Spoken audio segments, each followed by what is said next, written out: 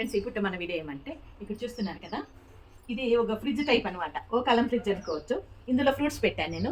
Fruits ఫ్రిడ్జ్లో పెట్టుకోవచ్చు కదమ్మా అనుకోవచ్చు. మన దగ్గర పెద్ద ఫ్రిడ్జ్లు 2 ఉన్నాయి. మళ్ళీ చిన్నది ఒకటి ఉంది, బుజ్జి ఫ్రిడ్జ్ ఒకటి ఉంది. కాబట్టి అందులో సరిపోవట్లేదు. అంటే పాలు, పెరుగు, ఇంకా మిగతా ఐటమ్స్ అంతా ఉంటాయి కదా ఫ్రిడ్జ్లో పెట్టే వెజిటేబుల్స్, అవన్నీ కూడా అందులో పెడుతున్నాము. ఫ్రూట్స్ మాత్రం ఇందులో పెట్టుకోవాలని పని అట్లా ఈ రకంగా వుడ్ వర్క్ చేయించినప్పుడు ప్లాన్ చేసి ఈ విధంగా చేశానండి. అది కాకుండా ఫ్రూట్స్ ఇందులో పెట్టడం వల్ల తీసి వెంటనే మనం తినచ్చు. అదే ఫ్రిడ్జ్లో అయితే వెంటనే తీసి తినలేం కదండి, వాళ్ళకి కూడా ఇవ్వలేం. కాబట్టి ఈ రకంగా అయితే ప్లాన్ చేశాను. చాలా బాగా వర్కౌట్ అయింది. మీకు చూపిస్తాను రండి ఏ విధంగా. ఇది చూడండి, ఇదంతా మొత్తం మెష్, సన్న మెష్ అనమాట. ఇది ఈ విధంగా మెష్ పెట్టాను.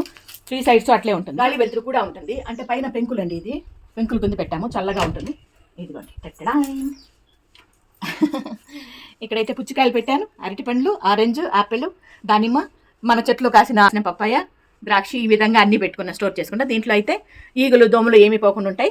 మనం పెట్టే వెజిటేబుల్స్ బాగా తాజాగా ఉంటాయి అన్నమాట.